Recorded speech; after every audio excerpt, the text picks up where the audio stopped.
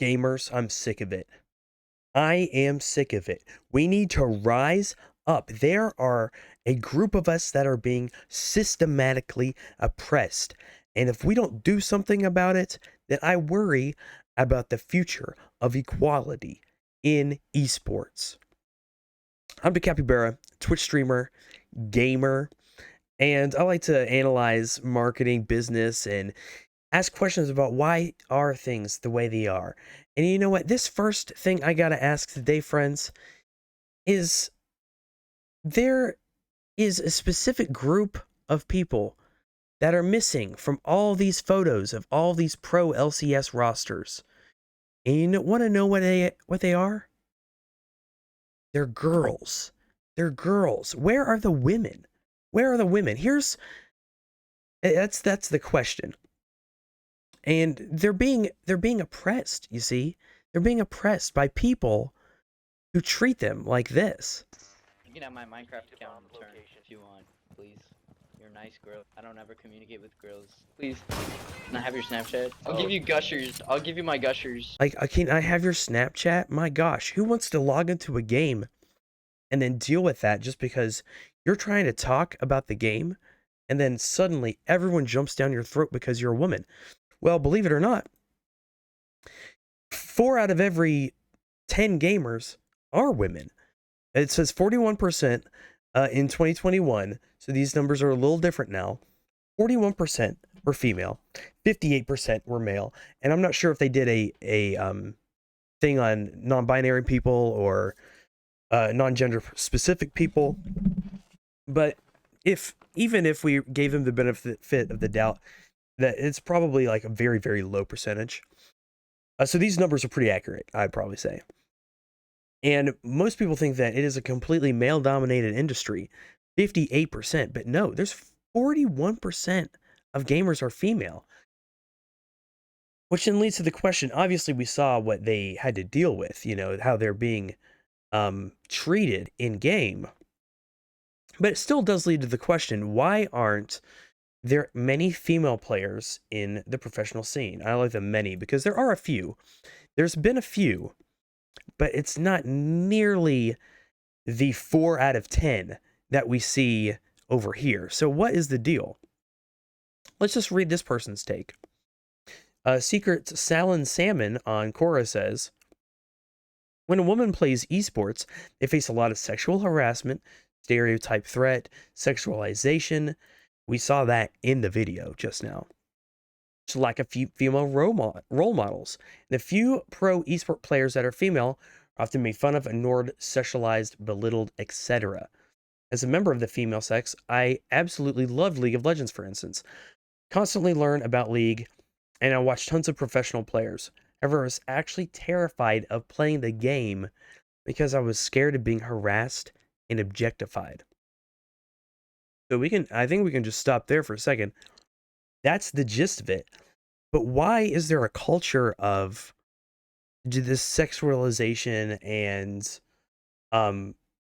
just being belittling female gamers? That's a great question. Here is another thing. Just why aren't there any female professional League of Legends players? And it's because so this person says that I don't know of a single female challenger who's not a one-trick pony. I'm willing to believe their son. I just don't know any. I haven't seen any of them. And so they're the highest ranking competitive gamers generally aren't women. And I think it's related to this fact that it's harder to play when you're constantly objectified or terrified of being harassed for who you are as a person. And so it leads to the question then, like, why is it such a male-dominated hobby? Like, back in the day, back when video games came out, they actually weren't, it was like an even playing field of women and men who both played video games. So I found this article here, which is why are games marketed to boys? And yeah, it came out in 2017. But it has this one paragraph over here I thought was very interesting. So they talk about the market crash of video games in the 80s. And if you didn't know, game companies were just shilling out absolute garbage games at a very, very high rate. And it led to the whole video game industry crashing.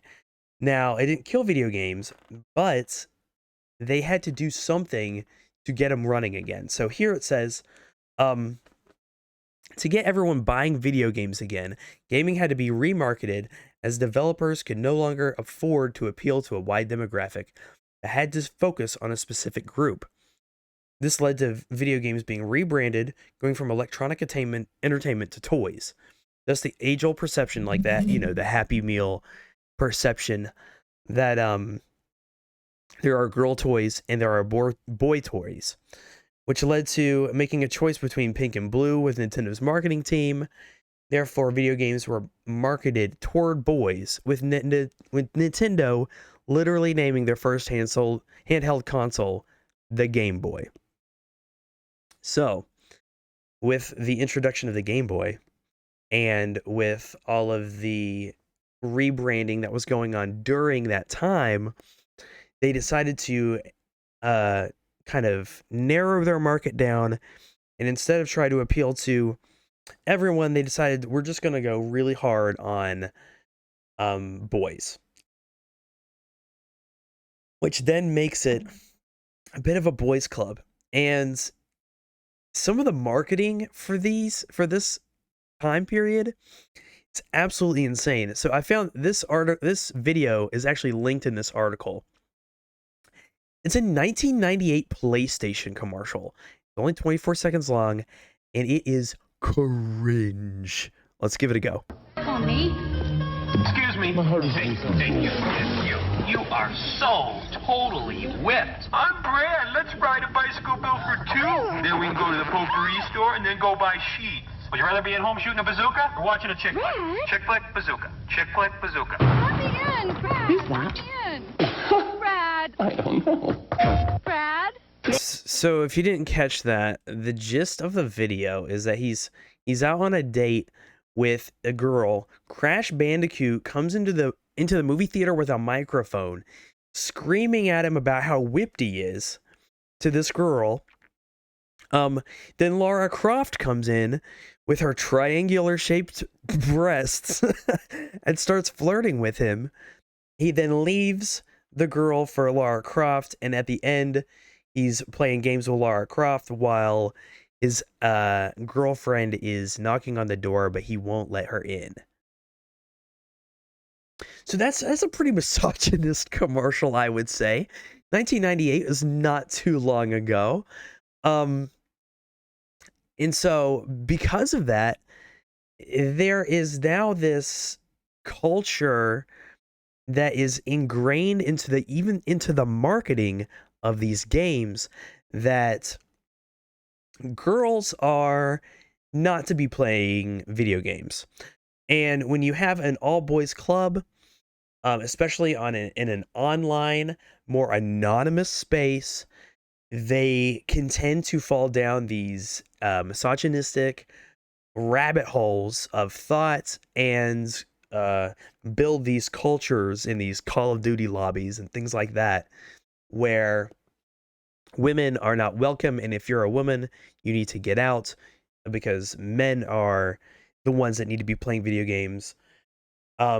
If you're a girl gamer, you must be trash. You must only play support. You must only be a healer. Of course, you can't be a woman and like first-person shooters. All these gaming stereotypes are even being enforced by their marketing. Now, this is obviously a like hyperbolic situation. It's an ad, right? But the underlying message is still there that women are not welcome in the gaming space. And it's been a while, it's been a long time But now I feel as though there are efforts that are being made to try and make it a more equal space. However, in the past, we got a lot of cringe. In 2013, in response to the LCS roster, how everybody is a guy, basically. I think there's a few women players, but most of them, they decided, hey, we're gonna make our own team. Now we're on Know Your Meme now, but this is Team Siren, who was, and here's a little video. Maybe we'll watch a second of it. Introducing Team Siren. This is like well, anyways, the memes come from like losing is not an option. I'm a siren and baited and outsmarted. Well, basically, this group of women league players, and good for them, you know, I love that. But they were put together to try and compete, but they were basically just tokens, like token women in the gaming scene. They were memed on to death. They weren't even necessarily high rank because obviously it's a lot harder for women to get into super high rank because of all of the systematic oppression that's built in due to the player base being mostly men who will be misogynistic and have not faced consequences of that. And so it's harder for them to get higher ranked. So this team wasn't even very good, and they got memed into absolute oblivion, and it sucks. That sucks that idea was basically taken and very much exploited for what it was trying to do. And you know, there's other things that have happened as well. For instance, you know, CS:GO lobbies and things like that have always been a problem where people feel bullied because they are being bullied in these voice chat lobbies in these first-person shooter games. And so in order to counter that, here's a little thing from Polygon. Shout out to Polygon. There was this group called the Bully Hunters. And the Bully Hunters, their whole thing was, if you're being bullied in a lobby, then you just call the Bully Hunters, and we're a Twitch stream, and we're going to go in, and we're top female gamers, and we're going to just kill your bully over and over and over again. Now, besides the logistics being absolutely weird for this, it was basically sponsored by this media company, this FCB Chicago marketing agency that made up this all-female organization of the Bully Hunters for CSGO, and vigilante hit squad of elite female gamers, and it was basically dead before it even started.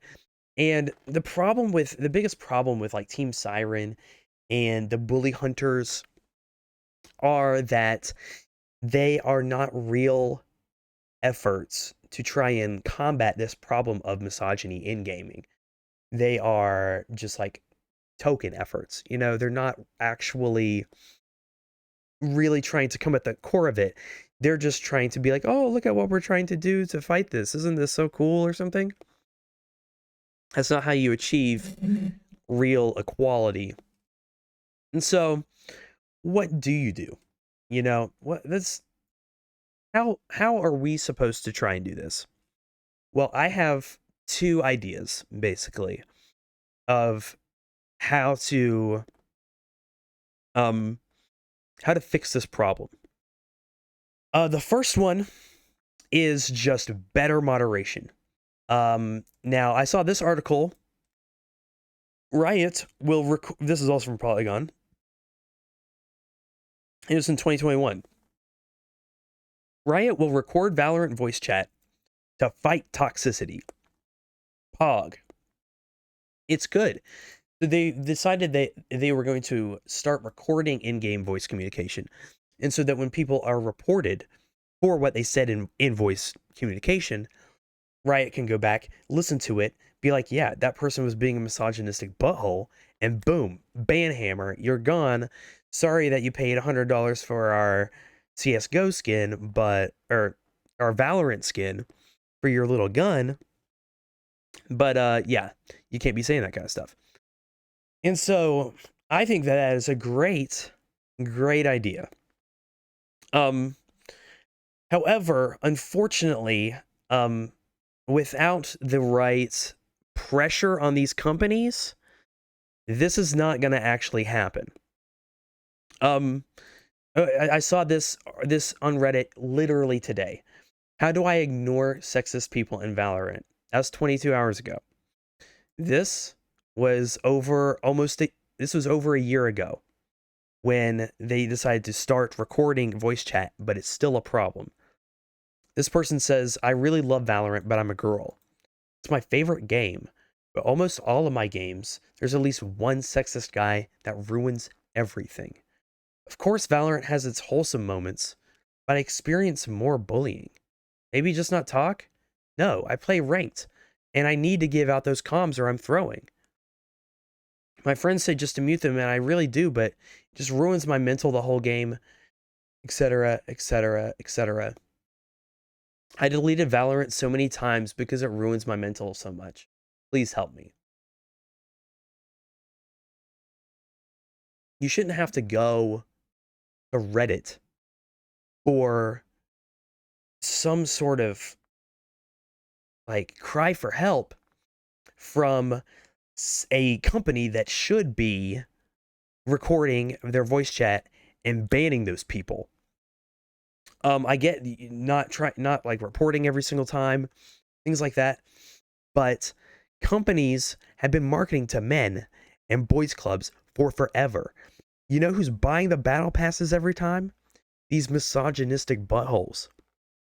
And so Riot, as much as they can talk, until they actually do something, or until like whoever does Call of Duty, Activision actually does something, then this is going to be a problem. The only thing that we can do, friends, is what we can do. You know, I encourage you to make the choice to, when you see somebody being bullied, or if you see somebody being harassed, to make a stand and let them know that that is not acceptable behavior, because it requires allies to come alongside and be the change that we want to see in the world. And I tell you what, I have a beautiful wife, I have a beautiful daughter, and I want to be able to feel confident in letting my daughter play first-person shooters and competitive multiplayer games in the future. And so I would encourage you to maybe take this GLHF pledge. This is just something that I have done. Whenever I found out about it on Twitch, I thought it was really cool. And basically, you take this pledge to be a good sport, to know that people online are real people and that your words have real impact. Set a positive example with your behavior. Speak up against discrimination, hate speech, harassment, and abuse. Show integrity. Stop, listen, and reassess if I'm told that my words or actions are harmful. And respect others even if their sincere opinions are different from my own. Now, this is just a pledge that you can take to get a little GLHF icon on Twitch. And I've done it.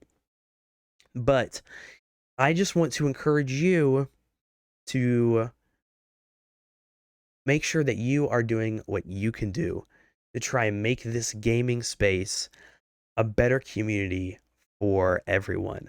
I would love to see if I logged in on TikTok and I didn't see clips of all these women who are being harassed for their gameplay.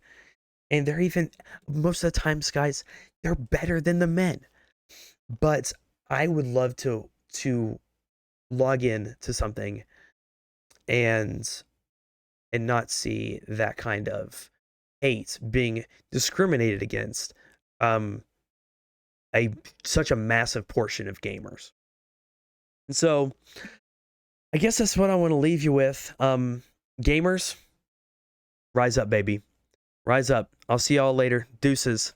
I hope this helps. Oh, also like and subscribe. Gotcha.